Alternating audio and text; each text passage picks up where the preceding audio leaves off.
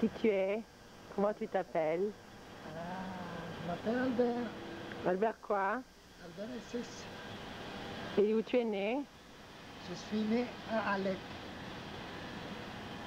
Et Si combien... tu me demandes la date, je ne connais pas. Je t'ai demandé? Non, je dis si tu me demandes, je ne sais pas. Et ta maman, comment elle s'appelait? Rachel. Rachel. Et ton Rachel. papa? Mon père Rahamim. Rahamim. Et tu étais le premier? Oui, j'étais le premier. Après, il y a eu Adèle et Célie. Et vous avez grandi ensemble? Nous avons grandi ensemble jusqu'à l'âge de 12 ans. À 12 ans, j'étais au collège et après le collège, je suis allé au travail. À 14 ans, j'ai commencé le business. À 14 ans, entre l'âge de 14 et 22, j'ai fait une grande fortune. Comment? Qu'est-ce que tu faisais? Une grande fortune. Je suis devenu l'agent de Columbia. C'était une compagnie, la compagnie, le propriétaire était Louis Sterling et il était le propriétaire de toutes les compagnies de disques. En ce temps-là, c'était les disques qui étaient en vogue. Il n'y avait pas encore la télévision. Et il y avait le gramophone. Mais ça, c'était à Beyrouth? C'était à Beyrouth, oui. Mais à quel âge tu es parti d'Alep? D'Alep, juste à 16 ans. Et tu étais le seul qui est parti? Pardon? Tu es le seul? La famille m'a suivi. Toute la famille m'a suivi. Et pourquoi tu es parti? Je suis parti parce que j'en avais suffisamment d'Alep. Pourquoi? Qu'est-ce qu'il y avait à Alep? Et il n'y avait pas la vie que je voulais. Beyrouth était un petit Paris. Et Alep, comment c'était Alep? Alep, c'était plutôt oriental. Non. Les gens étaient très gentils, ils étaient trop comme il faut. Mes parents, la famille de maman sont d'Égypte. Les Hadès viennent d'Égypte et la famille de mon père viennent de la Turquie. Parce que le Sfarad, nous avons été expulsés par les Espagnols et on s'est réfugiés et le roi était un très très bon roi turc. Il s'appelait le roi Abdelhamid. Il aimait beaucoup les Turcs, les Juifs, et le premier ministre chez lui était juif, israélite. Et de là-bas, ils sont allés à Alep? De là-bas, ils sont allés avant à Kiles, à Antab. Ce sont des villes en route. Ils sont arrivés de Constantinople, d'Istanbul, à Kiles, à Antab, et de là, ils sont allés à Alep avec beaucoup de Sfarad. Et quand est-ce qu'ils sont arrivés à Alep? Quelle année, tu sais? Ils sont arrivés à Alep, ça doit être, c'est mon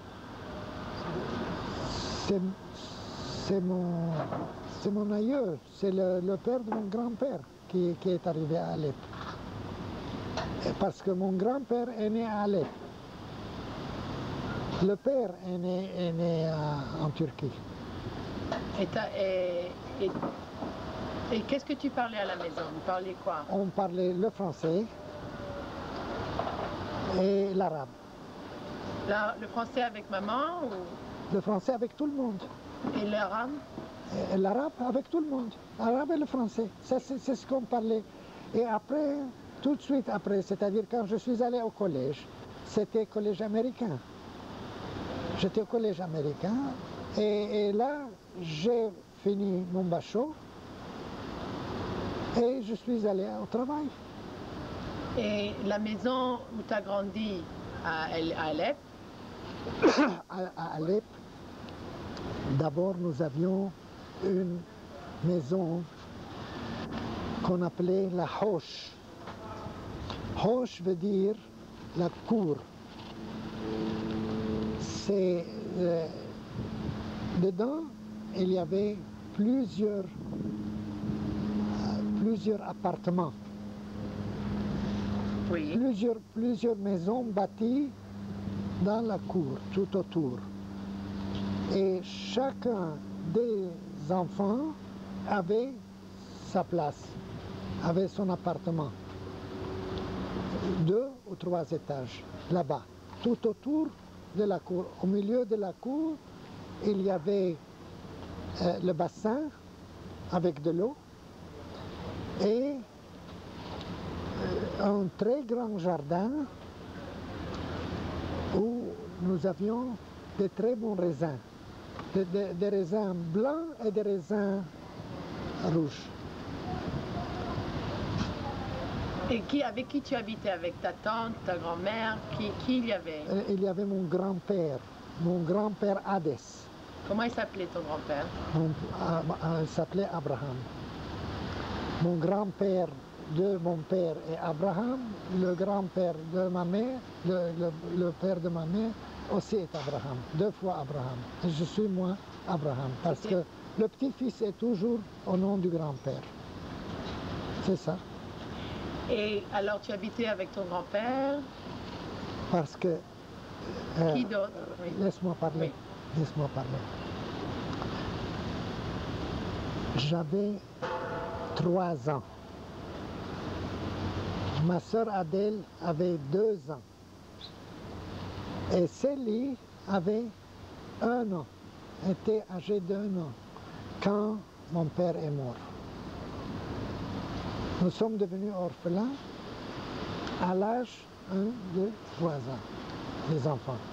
Et là, mon grand-père, le père de maman, nous a pris chez lui et nous étions déjà avec un papa. Il était plus qu'un papa. Il m'amenait partout avec lui, où il allait. Il prenait ma main, et il allait avec moi et il me montrait à tout le monde. Il paraît que j'étais un des plus beaux garçons qu'il y avait en Syrie, en ce moment-là, il paraît. J'ai les photos, j'ai beaucoup de photos. Jusqu'à l'âge de 40 ou de 50, j'étais presque le même. À 50 ans, j'ai commencé à vieillir. Voilà. Et alors tu as changé de maison à Alep quand tu avais 3 ans? Nous étions chez mon grand-père, chérie. Nous étions chez mon grand-père, mais là, alors, c'était notre maison. C'est-à-dire la maison de famille, de père en fils. Mais après, ils sont sortis loin de la ville. Dans un quartier, un nouveau quartier qui s'appelle, 2 nouveaux quartiers, une s'appelle le Djemiliye et l'autre s'appelle Ismaïliye. Et il y avait un quartier juif? Il y avait les juifs, tous les juifs sont allés ou à Djemiliye ou à Ismaïliye. Et où ils étaient avant? Avant, ils étaient en ville, à Barsita. Ça s'appelait Barsita, plus ou moins. C'était mixte avec les Arabes, mix arabes, pas chrétiens. Les chrétiens avaient leur place à part. Mais nous étions avec les Arabes, avec les musulmans. Ils étaient très bons avec nous. Nous étions aussi ils étaient charmants. On ne pouvait pas avoir quelque chose de mieux comme voisin. Et on faisait beaucoup des affaires avec eux. En ce temps-là est arrivée la Grande Guerre mondiale, la Première Guerre mondiale.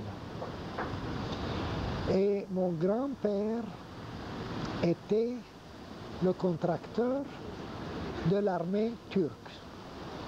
Il fournissait à l'armée turque tout ce qu'il y a comme textile. Il avait une fabrique de tissage. Il faisait les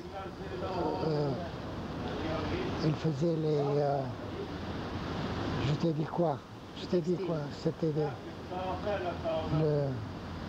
Les tissus, non? Hein? Les tissus. Oui. Des quantités. Pour toute l'armée de la Turquie jusqu'à les Turcs étaient en Turquie, en Syrie, au Liban, en Égypte, en Tunisie, en Algérie, au Maroc. Tout était turc. Tout était sous les Turcs. Et les Turcs étaient très très bons. Ils étaient très comme il faut. Et alors tu as grandi avec ton grand-père? J'ai grandi avec mon grand-père. Oui. C'est-à-dire que mes oncles, les frères de mon père, ont essayé de me prendre chez eux. Et ils voulaient que j'aille au Kitab. Kitab, c'est là où on apprend seulement la Bible. Yeshiva. C'est presque comme ça s'appelle. Là-bas, ça s'appelait le Kitab. Et j'étais un jour. Je suis allé un jour et je me suis enfui, c'était la fin. Je suis retourné chez mon grand-père. Ils n'ont pas pu me voir. Et maman ne les aimait pas. Pourquoi? Parce que quand elle s'est mariée, mon père était le chef de la famille. Ma mère s'est mariée à l'âge de 13 ans. Elle m'a eu, elle avait 14 ans quand elle m'a eu. Célie, quand elle avait 15 ans, Non, Adèle quand elle avait 15 ans et Célie quand elle avait 16 ans.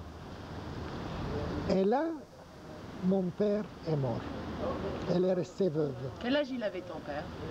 Mon père avait exactement 28 ans.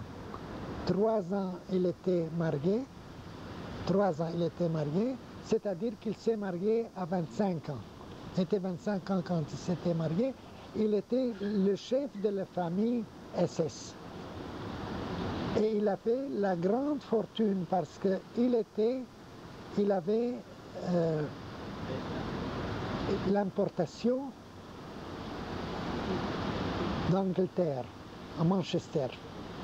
Et il avait envoyé le mari de ma tante, Esther.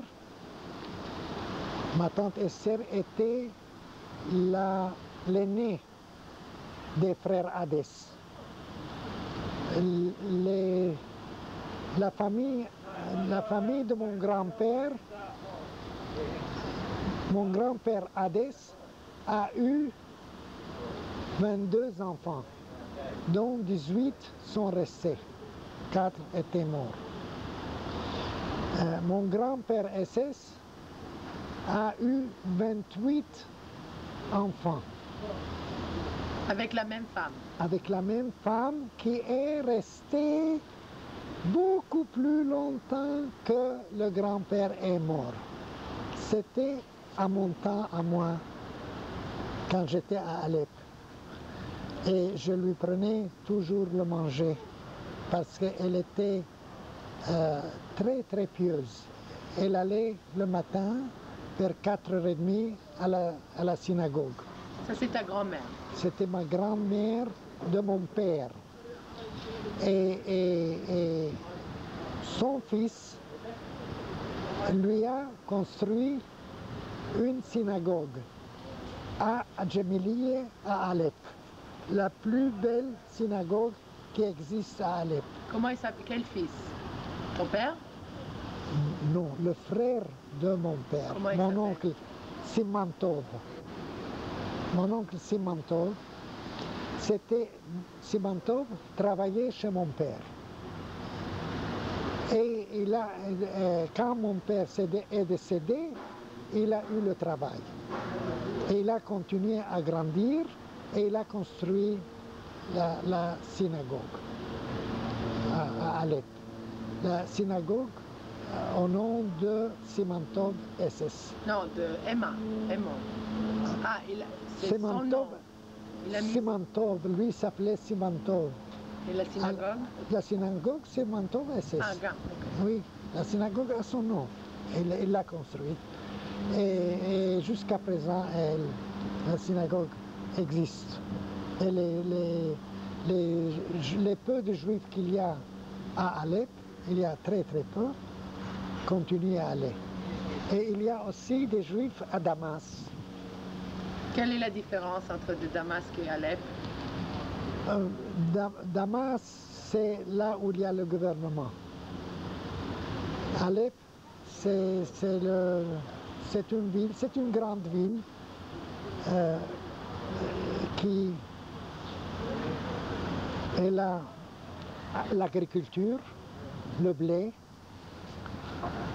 et beaucoup de légumes et de fruits. Mais les juifs de Damas et les juifs d'Alep, quel est Maëvdel? Ah, les juifs d'Alep étaient des aristocrates, étaient des gens très riches, très comme il faut, très bien situés, avec un enseignement extraordinaire. Tous ont appris à l'Alliance israélite universelle. Et ils sont tous avec des bachots. Quant aux Juifs de Damas... Comment on dit Damas en arabe? Damas, il y a l'arabe, notre arabe, et il y a l'arabe des arabes purs. En arabe, Il y a Khalab et... Halab, Damashq. Et les juifs là-bas? Les juifs étaient pauvres, très pauvres. Les juifs étaient très très pauvres. Les musulmans très très riches et les chrétiens moitié-moitié. Peu de chrétiens. Beaucoup plus de chrétiens à Alep qu'à Damas. Il y avait aussi d'autres villes à part, des villes très intéressantes et avec des vues superbes au bord de la mer. Il y avait Alexandretta. Ah, en Syrie? En Syrie. Elle appartenait en Syrie, après les Turcs l'ont pris. C'était syriens. Et il y avait aussi une autre place, je dois me rappeler, je ne me rappelle pas le nom, aussi pas loin de là-bas. Très très belle place, très très jolie. C'est pour passer la villégiature. Bon, on va maintenant s'arrêter, ça suffit bien.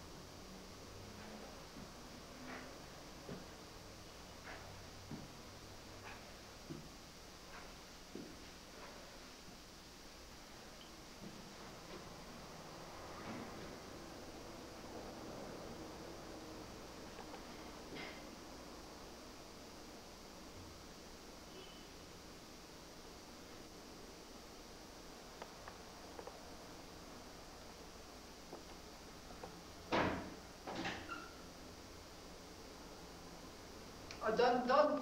I am naked.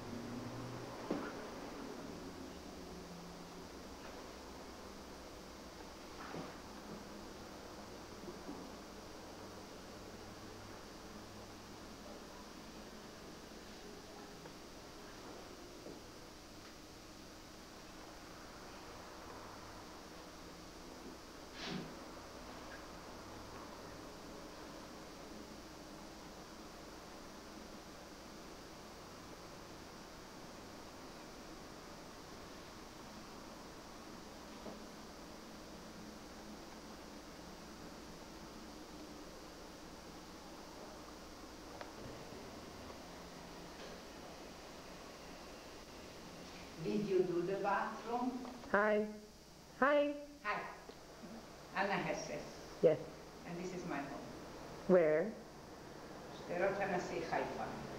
41. And this is Albert's study. Come, have a look at the study. Put on the lights for you.